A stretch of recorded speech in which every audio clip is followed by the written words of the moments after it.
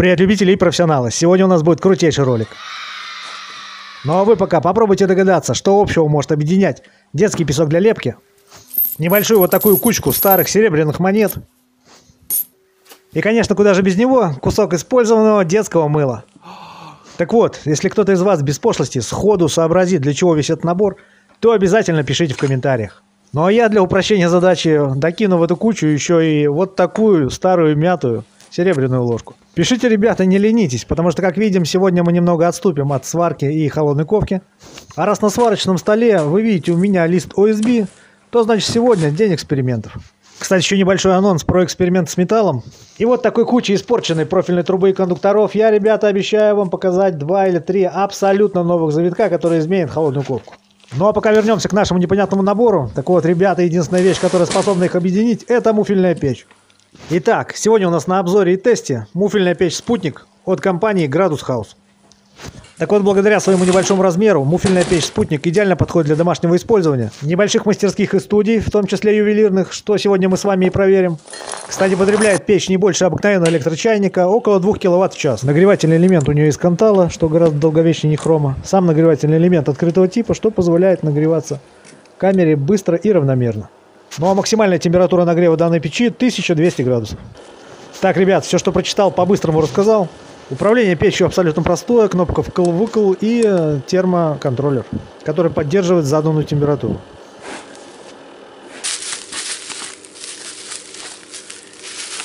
В комплекте с печью также идет небольшой тигель и щипцы.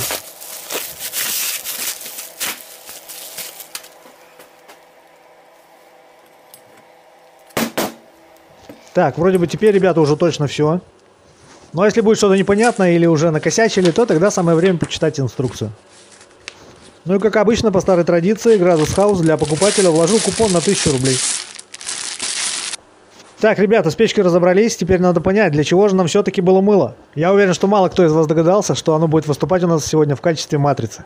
Просто на канале уже давно 100 000 подписчиков, и компания YouTube должна была прислать мне серебряную кнопку.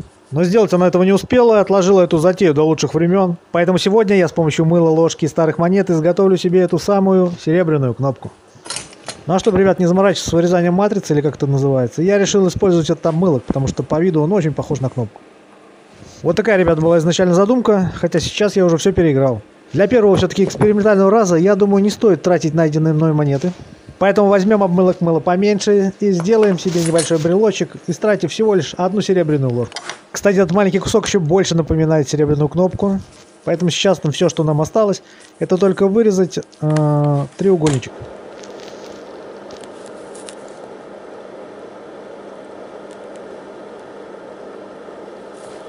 Сами понимаете, ребята, что обрабатывается мыло практически идеально, и на все про все у меня ушло не больше минуты.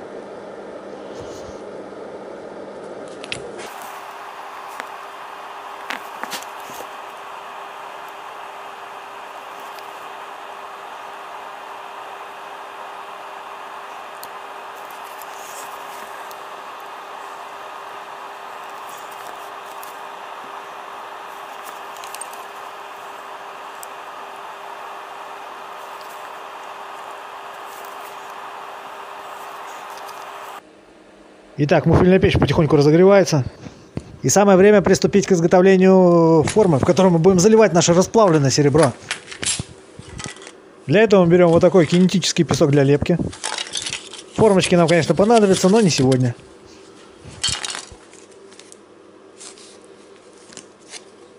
Честно говоря, ребят, первый раз сталкиваюсь с этим кинетическим песком, но, как видим, он отлично держит форму.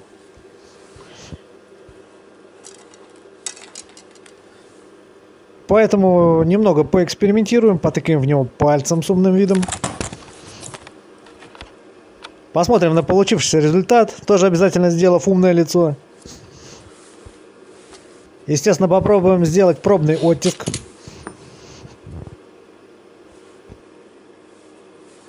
Получилось немного непонятно, рельеф вроде есть, но фальшивомонетчик из нас никакие, поэтому приступаем к изготовлению матрицы под брелок. Разделяем объем песка на 2 части, чтобы в случае неудачи повторить попытку. Формируем небольшое тело и аккуратно, очень аккуратно вдавливаем туда наш обмылок. Тут главное действовать не торопясь, потому что мыло очень тонкое и может хрустнуть в любой момент.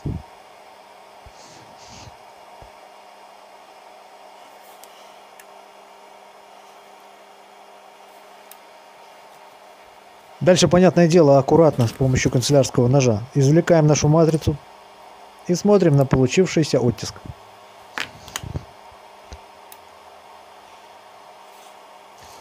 Немного его по возможности подправляем.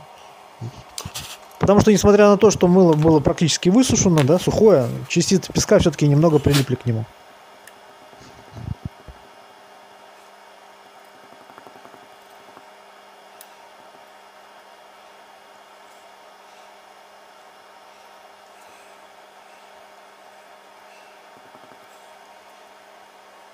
Но так как ребята задумываются это все в виде брелка, то с помощью шариковой ручки делаем небольшой оттиск под колечко. Все, получился отличный результат. Я, честно говоря, даже не ожидал такого с первого раза. Чувствую себя уже профессионалом.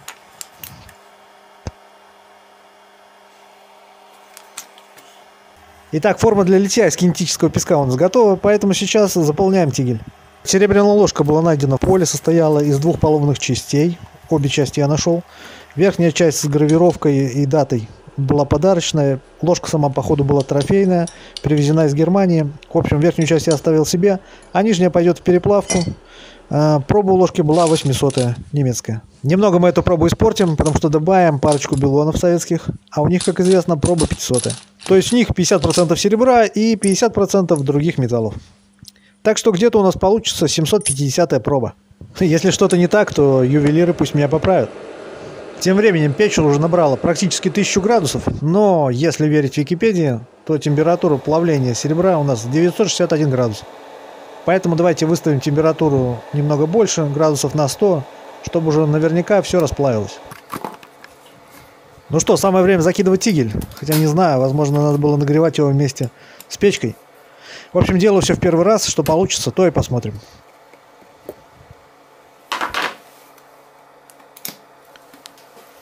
Ну а пока печь нагревается, давайте вместе с вами замеряем температуру на поверхности. Мне показалось, что печь особо не нагрелась. Пирометр нам в помощь. В принципе, максимальная температура до 100. Все вполне нормально в перчатках и при кратковременном контакте с кожей, я думаю, ожогов не будет. Блин, кинетический песок-то потихонечку начинает расползаться. В общем, как-то сделал я все заранее, ну, первый раз. А температура наша потихоньку упала. Будем ждать, когда наберет 1100. И посмотрим, как поведет себя этот кинетический песок при такой большой температуре. Может, он тут пыхнет. Потому что связующее вещество у этого песка мне неизвестно.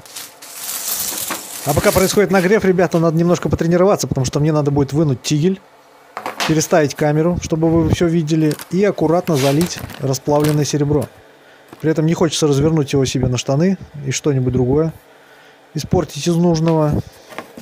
А насколько я помню, тигель в печь я запихнул литейным желобом вперед. То есть мне придется его вынуть, переставить, взять боком и только после этого залить. Поэтому сейчас я положу на USB кусок металла.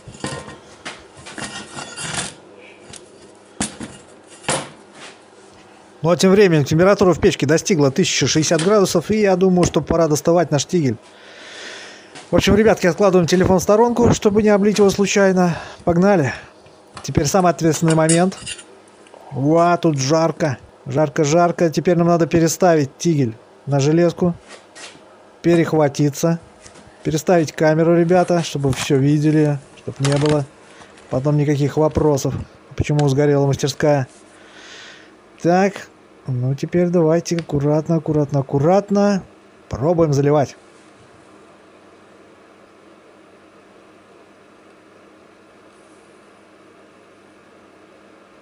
Есть, ребята, я думаю, даже достаточно. Хотя в тигеле еще осталось что-то.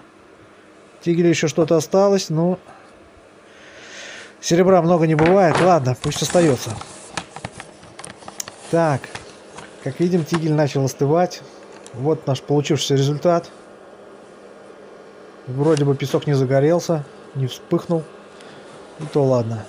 Так, давайте все, что осталось в тигеле, аккуратненько выльем на железяку. Посмотрим. Опа. Вот такой у нас образовался тут писюн. Все, ребята, ждем, пока все это остынет, и продолжаем. Кстати, совсем забыл почитать, как правильно остужать печь, в закрытом или открытом состоянии. Песок вроде на ощупь холодный, QSB не пригорел и не прилеп. Черт, блядь, испортил, короче. Ох, эти руки мои загребуки. Ладно, вечно не торопятся. Больше дальше ничего не делаю, не трогаю. Ждем, когда остынет. И смотрим на получившийся результат. Ну что, ребят, самое время подводить итоги, да? Чуть дождался, пока остынет материал. Ходил вокруг, плевал, дул, лишь бы быстрее отстыл. А теперь посмотрим, что получилось. Очень самому хочется посмотреть, как я накосячил. Смотрите, песочек образовал вот такую интересную пленочку. Да, чешуйку вокруг нашей заливки. Или как это правильно называется, не знаю. Так что давайте ее сейчас достанем и посмотрим с лицевой стороны, что же она из себя представляет.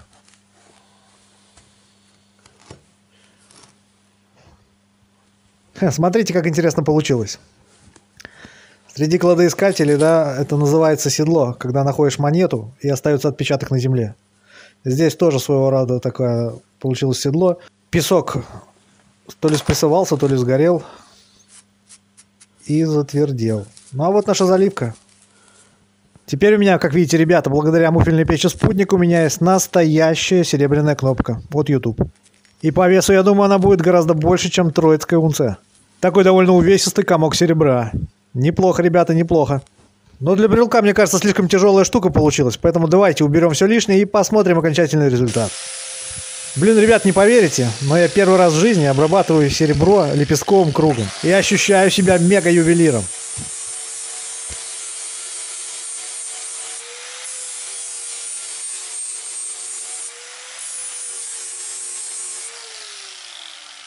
Финал уже, как видим, близко. Вот такой промежуточный результат. Осталось немного полирнуть или обработать наждачкой помельче, просверлить отверстия. Явно видно, что handmade, но именно этого я и добивался. Ну вот и все. Справедливость, как говорится, восторжествовала. И у меня теперь есть своя серебряная кнопка YouTube. Правда, это не как у всех, простая рамка на стенке. А крутой самодельный брелок весом ровно 1 троицкую унцию из 750-го серебра. Я думаю, со временем треугольник наберет патины, а все вокруг будет полироваться руками постоянно, потому что повешу я этот брелок на ключи от машины. И смотреться все это дело будет еще круче. И вообще, ребята, честно говорю, по тактильным ощущениям, вот голой рукой брал, очень приятно держать в руках. Металл холодный, чувствуется вес. В общем, я доволен. А вы говорили, мыло, мыло. Так что без мыла давайте подводим итоги. Кого заинтересовала муфельная печь «Спутник», ссылка на нее будет в описании и в закрепленном комментарии. Переходите, покупайте и начинайте изготавливать что-то своими руками. Есть куча специальных каналов, которые посвящены исключительно литью. Так вот, посмотрите их. Но помните, что это такая залипуха. Я начал смотреть и на неделю выпал из жизни просто. Зато, как видите, узнал и про кинетический песок, и про разновидности золота на канале Дани Крастера. И еще много полезной и нужной информации. Так что открывайте для себя постоянно что-то новое и нужное. Ну а на сегодня, я думаю, все. Пора заканчивать. Всем, кому понравилось, ставим лайки и дизлайки. Обязательно подписываемся и не забываем комментировать. Дальше, как обычно, прямые руки вам в помощь. Всем удачи, здоровья, мирного неба над головой. Прорвемся.